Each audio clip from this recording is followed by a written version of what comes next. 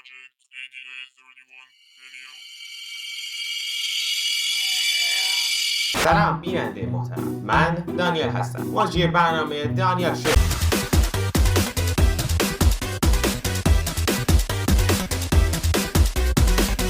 این برنامه یک برنامه خاصه که توش همه چی ممکنه و هر چیزی میتونید توش پیدا کنیم و که چیزی که حتما میتونید پیدا کنیم برنامه‌های مسابقه اخبار مختلف که این مسابقه میتونه طنز، علمی، تجربی، هنری، فاشن، عجیب، جهانی، اخبار خوب البته داره مطلب خوشنایه باشه که منم حتما به درتون میخوره.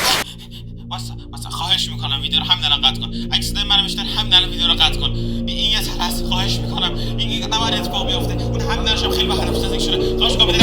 اسپانسر ویدیو داشت یادم میرفت. اسپانسر این ویدیو شکلات آزادیه. شکلات آزادی یک محصول خوراکیه که مزه آزادی میده. یه جوری که وقتی میخورید ذهن برای چند ثانیه حس آزادی به خودش تغییر میکنه. به نظر من که حتما یه روز نیازت میشه. ما که قراره بشه. حداقل من که اینطور فکر میکنم. در حال اگه خواستین کانال ما رو سابسکرایب کنیم، برنامه ما حمایت کنیم، حتما کامنت بذارین چون که ما هر قسمت کامنت ها رو میخونیم و همین دیگه مراقب خودتون باشین. تا برنامه آینده روز شب خوبی براتون آرزو میکنم. فعلا خدا نگهدار.